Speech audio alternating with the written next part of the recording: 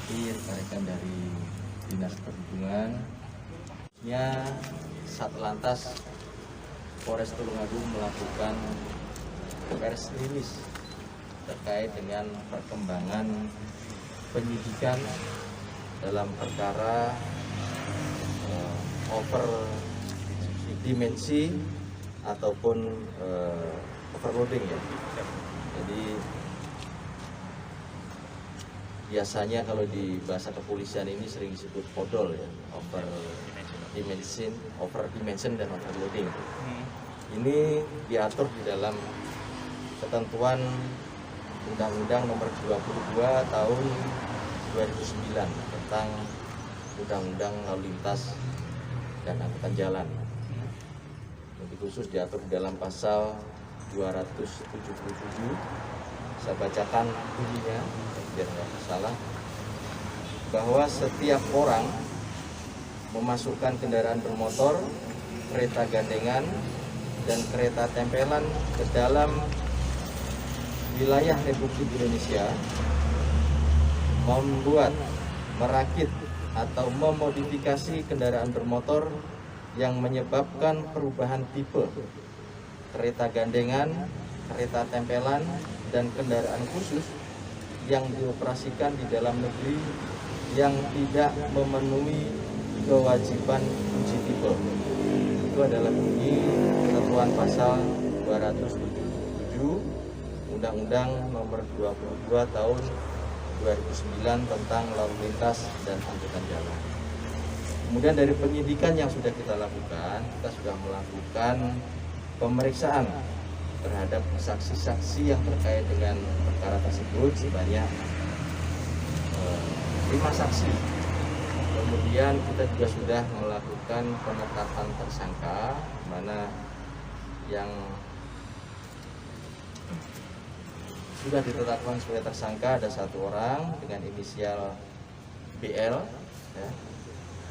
Kemudian kronologis dari penyidikan yang kita lakukan adalah awal dari kegiatan kepolisian, di mana pada saat melakukan patroli rekan-rekan lalu lintas ini menemui ada kendaraan yang overloading dan overdimensi, sehingga diamankan untuk dilanjutkan dengan proses penyidikan.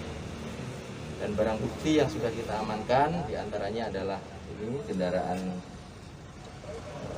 tronton atau truk gandeng ini yang ada di belakang kita. Kemudian dokumen-dokumen terkait baik surat STNK maupun surat berjikir dan yang lainnya. Kemudian kenapa ini dilakukan penyidikan oleh Satlantas, karena dari beberapa kejadian yang ada di jajaran wilayah Tulungagung ini, sebagian besar kecelakaan ini juga disebabkan penyebabnya adalah adanya overloading atau overmuatan maupun overdimensi dari kendaraan-kendaraan yang lewat. Kemudian yang kedua, kalau kita lihat sering terjadi kerusakan jalan, salah satu penyebabnya adalah adanya kelebihan muatan tadi, sehingga kita lakukan penegakan hukum terkait dengan pelanggaran tersebut. Kemudian perkembangan dari penyidikan yang sudah kita lakukan sudah tahap 2 ya. Ini sudah kita lakukan tahap 2 dan sudah kita limpahkan ke kejaksaan untuk selanjutnya nanti akan disidangkan oleh dari Kejaksaan Negeri Tulungagung. Saya kira itu rekan-rekan yang bisa saya sampaikan. Mungkin Pak Hajari dan manajer modusnya seperti apa? Gimana? Modusnya.